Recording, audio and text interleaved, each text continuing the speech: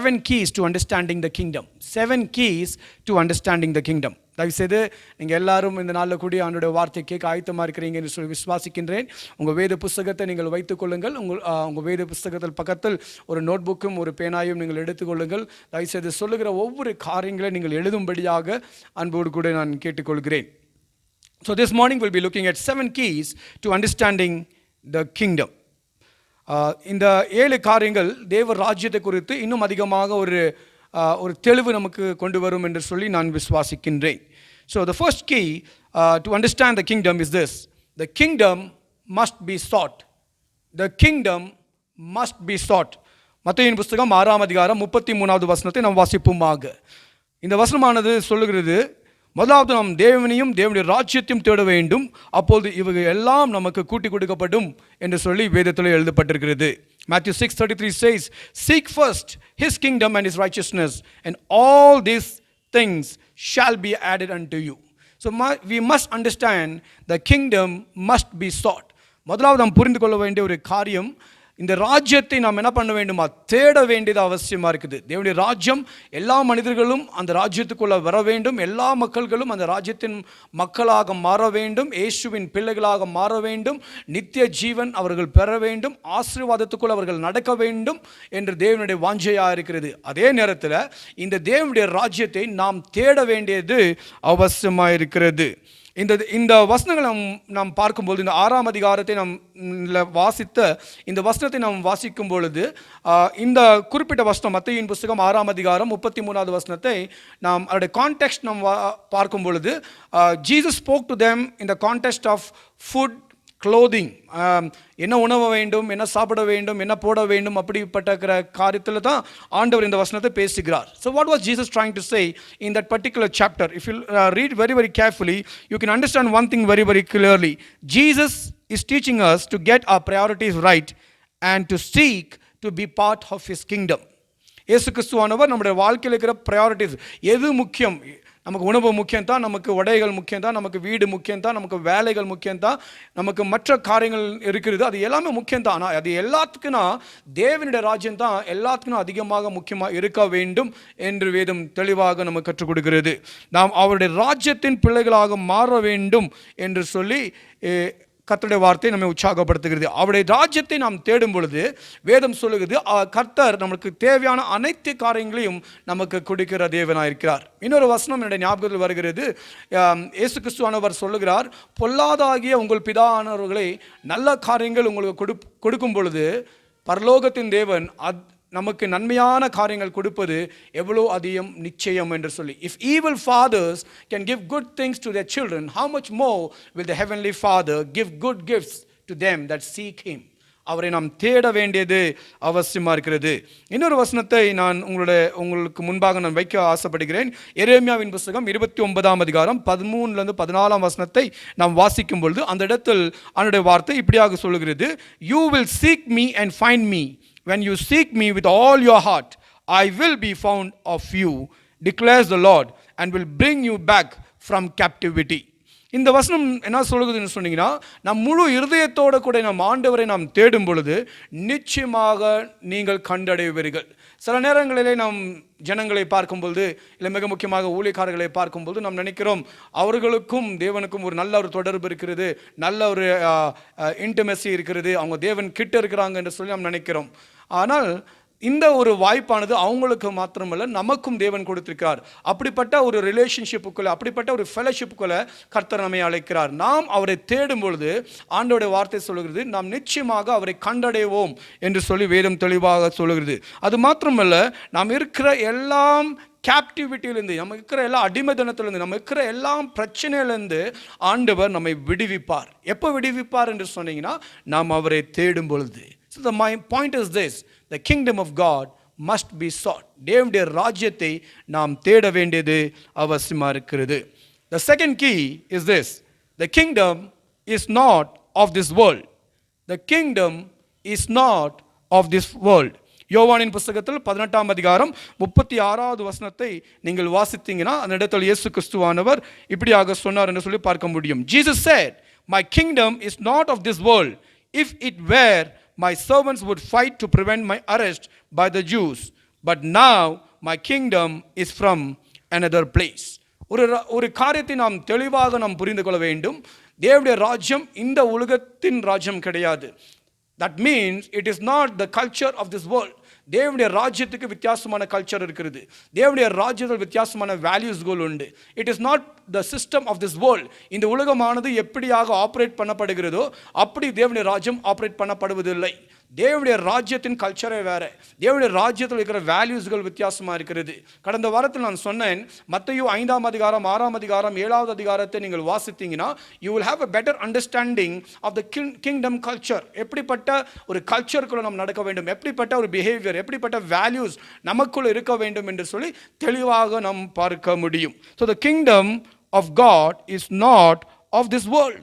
இந்த உலகத்தின் ராஜ்யம் கிடையாது, தேவராஜ்யம் என்று சொல்லி தெளிவாக நாம் பார்க்க முடியும். வேதம் மறுபடியும் நம்ம எச்சரிக்கிறது, நாம் உலகத்தையும் உலகத்தின் காரியங்களையும் நாம் நேசித்து அந்த ஒரு சிக்கலில் நாம் சிக்கிக்கொள்ளக்கூடாது என்று சொல்லி வேதம் நம்மளை எச்சரிக்கிறது. கர்த்தர் பரிசுத்தம் உள்ள தேவனாக இருக்கிறார். அவரை ஆராதிக்கின்ற ஜனங்கள் அவரை பரிசுத்தத்தோடு கூட நாம் ஆராதிக்க வேண்டும். நாம் இந்த உலகத்தில் தான் வாழுகிறோம், ஆனால் இந்த உலகமானது நமக்குள் இருக்கக்கூடாது. We are living in this world, but the world should not be in us. நமக்குள்ள உலகம் இருக்கக்கூடாது. அது நாம் ஜாக்கிரதையாக இருக்க வேண்டியது அவசியமாக இருக்குது. Let our eyes focus on God. Let our heart seek Him with all our heart. நம்முடைய இருதயத்தோடு கூட நாம் அவரை தேடுவோமாக. இந்த உலகத்தில் நாம் அவரை நாம் முற்றிலுமாக நம்பி நாம் வாழும் பொழுது கர்த்தர் நிச்சயமாக நம்மையும் நம்ம குடும்பத்தையும் நடத்த வல்லவராக இருக்கிறார். ரெண்டு காரியங்கள் நம்ம பார்த்தோம். The first key is that the kingdom must be sought. The second key that we saw is that the kingdom is not of this world. இந்த உலகத்தின் kingdom கிடையாது, தேவராஜ்யம் என்று சொல்லி நாம் பார்த்தோம். The third key is this: the kingdom can be seen. The kingdom can be seen. தேவராஜ்யத்தை நம்மாலே பார்க்க முடியும். தேவ ராஜ்யத்தை நம்மாலே பார்க்க முடியும். I want to bring your attention to John chapter 3 and verse number 3. யோவானின் புத்தகம் 3ஆம் அதிகாரம் 3வது வசனத்தில் உங்களுடைய தியானத்தை கொண்டு வர விரும்புகிறேன். Jesus declared, I tell you the truth, no one can see the kingdom of God unless he is born again. No one can see the kingdom of God unless he is born again. அப்படி இந்த வசனத்தை கொஞ்சம் நிதானித்து நாம் யோசித்து பார்ப்போம் என்று சொன்னீங்கன்னா, நாம் மறுபடியும் பெறாவிட்டால் தேவனுடைய ராஜ்யத்தை பார்க்க முடியாது என்று வேதம் சொல்லுகிறது. அந்த வசனத்தை நாம் கொஞ்சம் நிதானித்து நாம் படிக்கும் பொழுது ஒரு காரியத்தை போல முடியும். ரட்சிக்கப்பட்ட பிள்ளைகள், மறுபடியும் பிறந்த பிள்ளைகள், people who are born again can see the kingdom of God. எப்படி தேவனுடைய ராஜ்யத்தை நாம் பார்க்கிறோம்? We see the kingdom of God in the lives of others. நான் சொன்னேன், மத்தேயு 5ஆம் அதிகாரம் 6ஆம் அதிகாரம் 7ஆம் அதிகாரத்தில் கிங்டம் கல்ச்சர் பற்றி எழுதப்பட்டிருக்கிறது. நாம் மற்ற ஜனங்கள் ஆண்டவரால் ரட்சிக்கப்பட்ட பிள்ளைகளுடைய வாழ்க்கைகளை நாம் பார்க்கும் பொழுது அந்த கிங்டம் கல்ச்சரை நாம் பார்க்கிறோம்.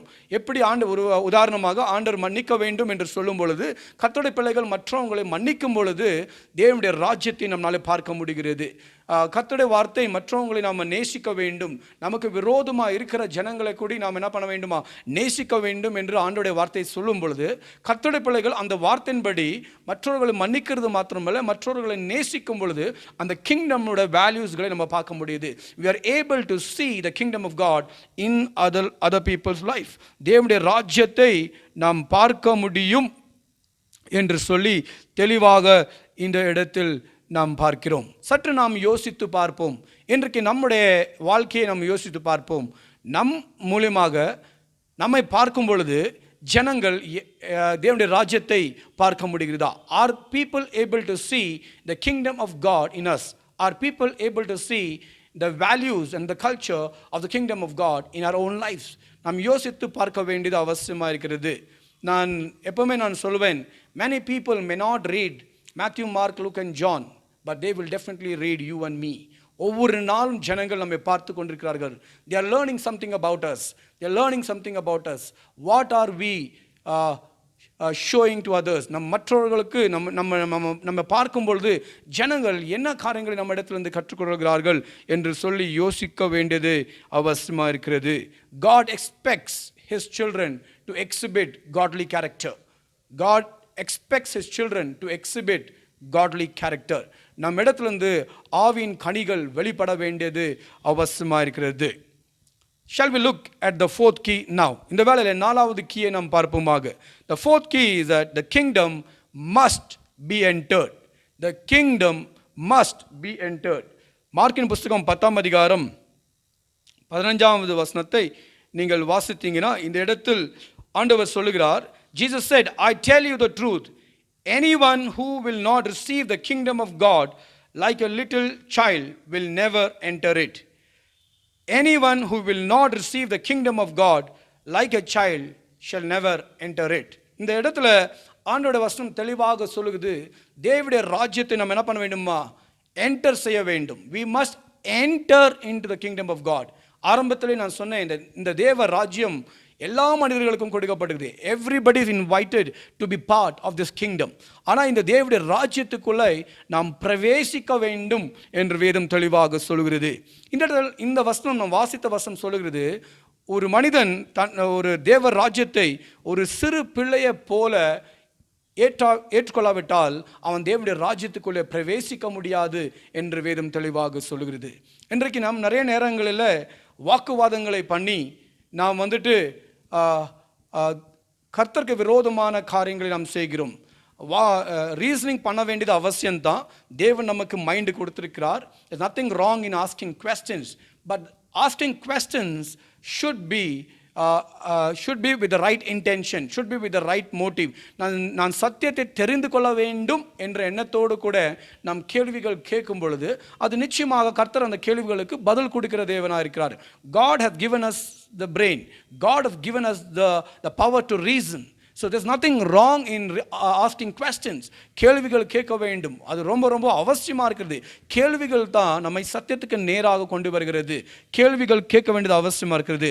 அதே நேரத்தில் தேவனுடைய ராஜ்யத்தை சம்பந்தப்பட்ட வரும்பொழுது அந்த ராஜ்யத்தின் காரியங்கள் சில நேரங்களில் நம்முடைய மைண்டுக்கு புரியாமல் போகலாம். Maybe it is not reasonable, maybe it is not logical என்று இருக்கலாம். ஆனால் தேவனுடைய ராஜ்யத்தை நாம் ஒரு சிறு குழந்தையை போல நாம் ஏற்றுக்கொள்ள வேண்டியது அவசியமாக இருக்கிறது.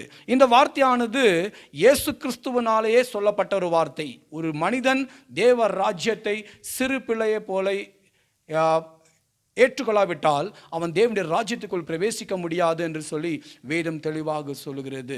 So sometimes even though our mind may not understand many things, இந்த சின்ன ஒரு மைண்டில் அநேக காரியங்கள் புரியாமல் போகலாம். ஆனாலும் தேவனுடைய ராஜ்யத்தை நாம் விசுவாசிக்கும் பொழுது, இயேசுவே நான் உம்மை விசுவாசிக்கிறேன், உம்முடைய வார்த்தையை நான் விசுவாசிக்கிறேன், உம்முடைய வார்த்தையில் எழுதின வார்த்தைகள் அது உண்மை உள்ளது என்று நான் விசுவாசிக்கின்றேன். இயேசு கிறிஸ்துவின் மீது நம்முடைய நம்பிக்கை நாம் வைக்கும் பொழுது நிச்சயமாக நாம் வெட்கப்பட்டு போக மாட்டோம். நாம் தேவனுடைய ராஜ்யத்தின் பிள்ளைகளாக மாறுவோம். ஆமென். இன்னொரு வசனத்தில் நம்ம யோவானின் புஸ்தகம் 3ஆம் அதிகாரத்தில் நாம் பார்க்க வேண்டியது அவசியமாக இருக்கிறது. அந்த 3ஆம் அதிகாரத்தின் 5வது வசனம் நீங்கள் கொஞ்சம் கவனித்து நீங்கள் பார்த்தீங்கன்னா நம்ம அந்த வசனத்தை கொஞ்சம் நாம் எடுத்துக்கொள்வோமாக. யோவானின் புஸ்தகம் 3ஆம் அதிகாரம் 5வது வசனத்தை நாம் வாசிக்கலாம். Kindly turn your Bibles to John chapter 3 and verse number 5. கொஞ்சம் நேரத்துக்கு முன்னால் தான் நான் சொன்னேங்க, தேவனுடைய ராஜ்யத்தை நாம் பெறாவிட்டால், நம்ம மறுபடியுமாக பிறக்காவிட்டால் நாம் தேவனுடைய ராஜ்யத்தை பார்க்க முடியாது என்று சொல்லி யோவான் 3ஆம் அதிகாரம் 3ஆம் வசனத்தை நாம் பார்த்தோம். Unless you are born again, you cannot see the kingdom of God என்று சொல்லி யோவான் 3ஆம் அதிகாரம் 3ஆம் வசனம் நாம் பார்த்தோம். இப்பொழுது அதே 3ஆம் அதிகாரத்தின் 5ஆம் வசனத்தை கொஞ்சம் கவனித்து பார்ப்போமாக. இந்த இடத்தில் இயேசு கிறிஸ்துவானவர் நிக்கோடேமஸோடு கூட பேசுகின்ற ஒரு டிஸ்கஷனில் சொன்ன ஒரு வார்த்தையாக இருக்கிறது. 5ஆம் வசனத்தில் இயேசு கிறிஸ்துவானவர் சொல்லுகிறார், Very truly I tell you, no one can enter the kingdom of God unless they are born of the water and spirit. No one can enter the kingdom of God unless they are born of water and spirit. நம் ஜலத்தினாலும் ஆவினாலும் பெறாவிட்டால் தேவனுடைய ராஜ்யத்துக்குள்ளே பிரவேசிக்க முடியாது என்று சொல்லி தேவனுடைய வார்த்தை தெளிவாக நமக்கு கற்றுக் கொடுக்கிறது. நாம் மறுபடியுமாக பிறக்க வேண்டியது அவசியமாக இருக்கிறது. ஒருவேளை நம்ம இந்த பூமியில் நம் ஒரு வசி பிறக்கிறோம், நம்ம ஃபிசிக்கலாக பிறக்கிறோம். ஆனால் தேவ ராஜ்யத்துக்குள்ளே நம்ம என்டர் பண்ண வேண்டும் என்று சொன்னீங்கன்னா நம்ம ஆவிக்குரிய ரீதியில் பிறக்க வேண்டியது அவசியமாக இருக்கிறது. இந்த வசனத்தில் இயேசு கிறிஸ்துவானவர் தெளிவாக சொல்கிறார், வெரலி வெரலி, அப்படின்னா மெய்யாகவே மெய்யாகவே நான் சொல்லுகிறேன். இந்த வார்த்தையை நம்ம ரொம்ப சீரியஸாக எடுக்க வேண்டிய அவசியமாக இருக்கிறது. we cannot be ignorant of God's word about the kingdom of God. ஒருவன் மறுபடியுமாக பெறாவிட்டால், ஒருவன் மறுபடியுமாக ஜலத்தினாலும் ஆவினாலும் பெறாவிட்டால் அவன் தேவனுடைய ராஜ்யத்தை பார்க்க முடியாது, அவன் தேவனுடைய ராஜ்யத்துக்குள் பிரவேசிக்க முடியாது என்று வேதம் தெளிவாக சொல்லுகிறது. ஹல்லேலூயா, ஹல்லேலூயா. 4 காரியங்களை இதுவரை நம்ம பார்த்தோம். முதலாவது நம்ம பார்த்த காரியம், the kingdom of God must be sought. இரண்டாவது நம்ம பார்த்த காரியம், the kingdom is not of this world. மூன்றாவது நாம் பார்த்த காரியம், the kingdom can be seen. நாலாவது பார்த்த காரியம், the kingdom must be entered என்று சொல்லி நாம் பார்க்கிறோம். ஐந்தாவதாக, the kingdom can be possessed. the kingdom can be possessed. மத்தேயுவின் புஸ்தகம் 5ஆம் அதிகாரம் 3வது வசனத்தை வாசிக்கும்படி கேட்டுக்கொள்கிறேன். அந்த வசனம் இப்படியாக சொல்கிறது, blessed are the poor in spirit, for theirs is the kingdom of heaven. இந்த வசனத்தை மறுபடியும் உங்களுக்காக வாசிக்க ஆசைப்படுகிறேன். blessed are the poor in spirit, for theirs is the kingdom of heaven. hallelujah, hallelujah. poor in spirit என்று சொல்லும்போது it is another way of saying one who sees his or spiritual need.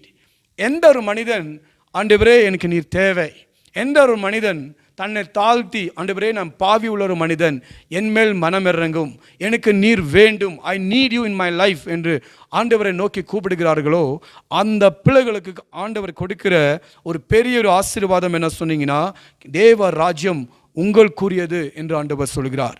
blessed are the poor in spirit, for theirs is the kingdom of heaven. இன்றைக்கு நாம் சற்று யோசித்து பார்ப்போம். are we poor in the spirit? do we thirst for the kingdom of God? do we thirst for the Holy Spirit? பரிசுத்த ஆவியானவருடைய அபிஷேகத்துக்காக, பரிசுத்த ஆவியானவர் நடத்துதலுக்காக, பரிசுத்த ஆவியின் சத்தியத்தில் நடக்க வேண்டும் என்று சொல்லி அப்படிப்பட்ட காரியங்களை குறித்து நாம் வாஞ்சிக்கிறோமா என்று சொல்லி யோசிக்க வேண்டியது அவசியமாக இருக்கிறது. I possess the blessings of the kingdom of God, which are unlimited in scope for this life and unimaginable for the next life when I am poor in spirit. Amen. Hallelujah. தேவன் நமக்கு வைத்திருக்கிற எல்லா காரியங்களும் ஆண்டவர் யார் கொடுக்கிறார் என்று சொன்னீங்கன்னா, ஆவியிலே இளைந்த மக்களுக்கு, the people who are poor in spirit, for them God gives a blessing. He says that the kingdom of God belongs to you. இன்னொரு வசனத்தை உங்களுடைய ஞாபகத்தில் இந்த நேரத்தில் கொண்டு வர விரும்புகிறேன். தானியேலின் புஸ்தகம் 7ஆம் அதிகாரம் 13, 14, 18 வசனம். தானியேலின் புஸ்தகம் 7ஆம் அதிகாரம் 13வது வசனம், 14வது வசனம், 18வது வசனத்தை நீங்கள் வாசிக்கலாம். அந்த வசனங்களை நீங்கள் வாசிக்கும் பொழுது அங்கே இப்படியாக எழுதப்பட்டிருக்கிறது.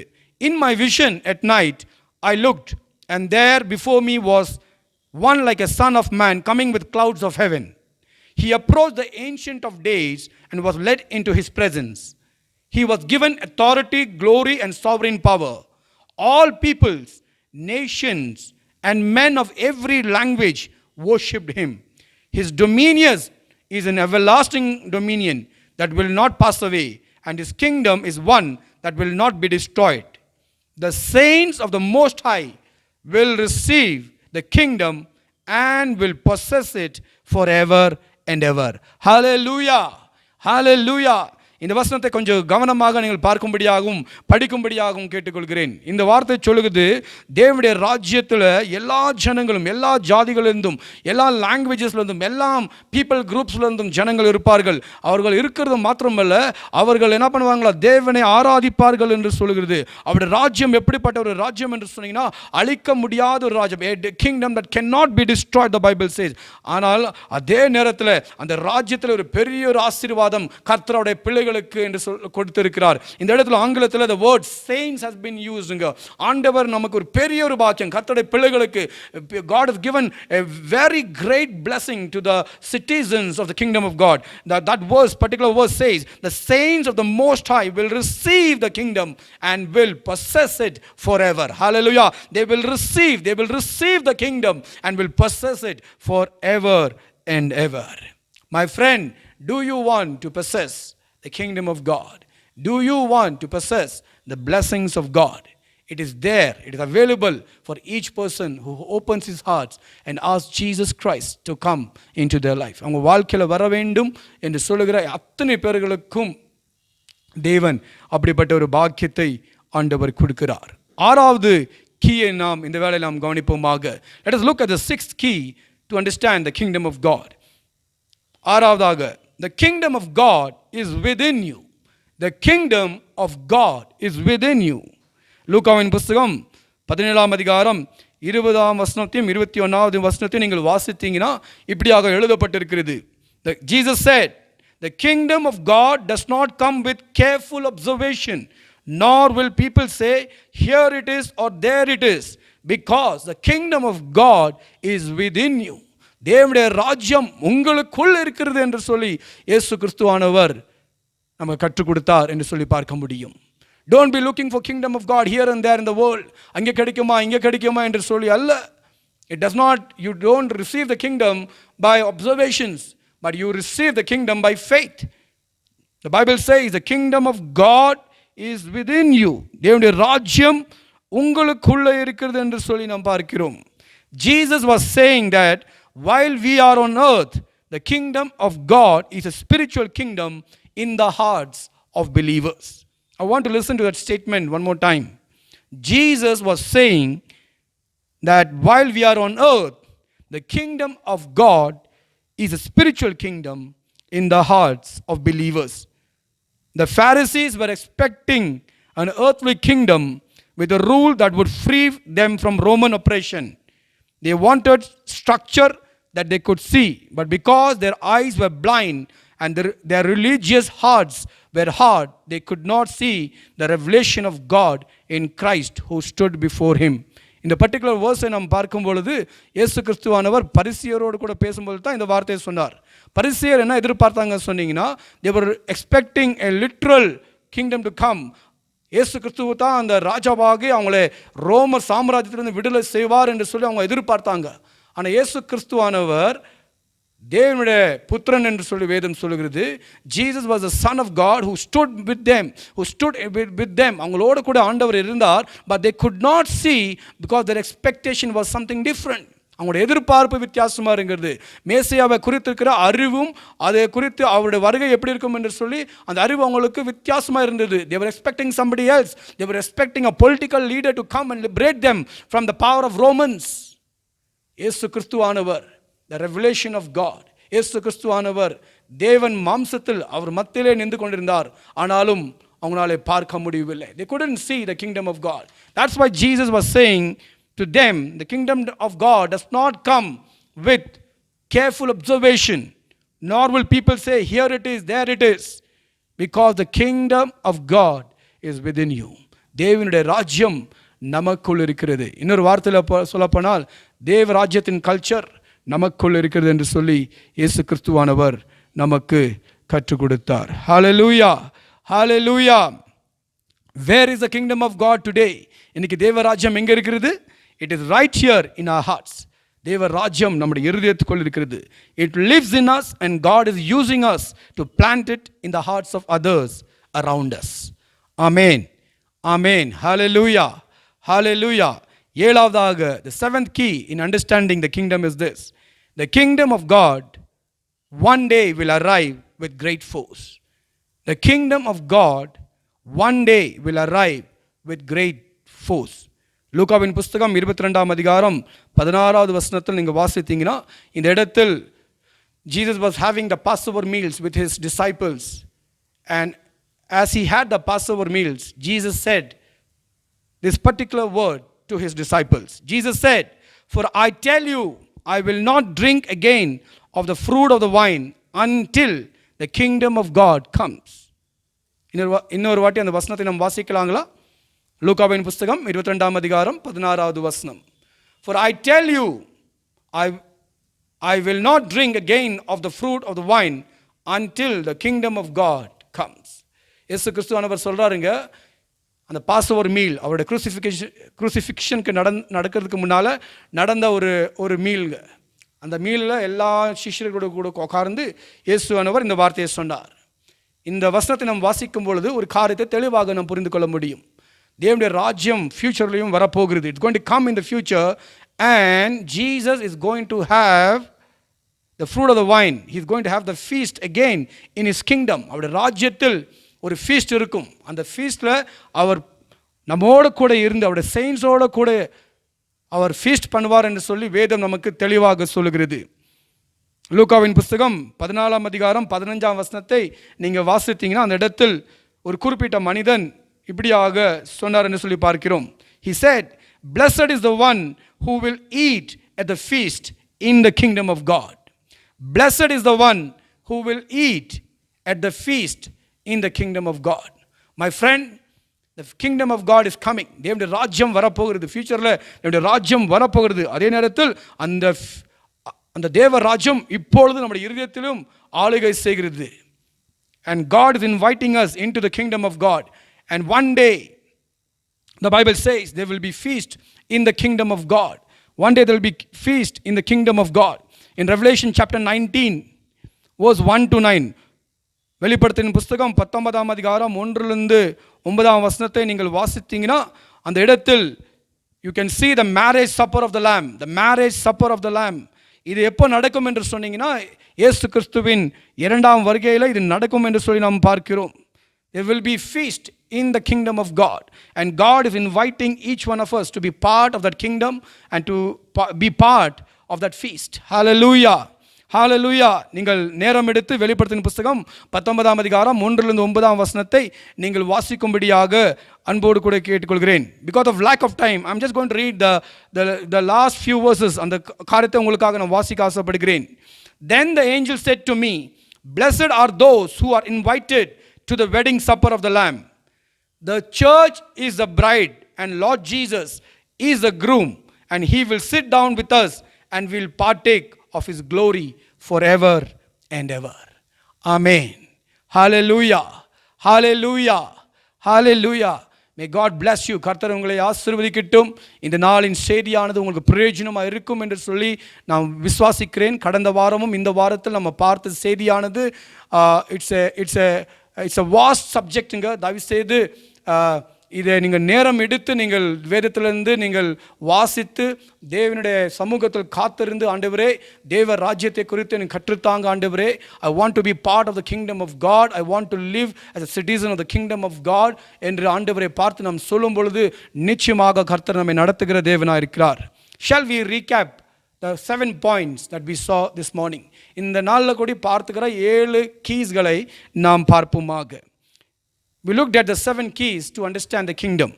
Number 1, the kingdom must be sought. Number 2, the kingdom is not of this world. Number 3, the kingdom can be seen. Number 4, the kingdom must be entered. Number 5, the kingdom must be possessed. Number 6, the kingdom of God is within you. Number 7, the kingdom of God one day will arrive with great force.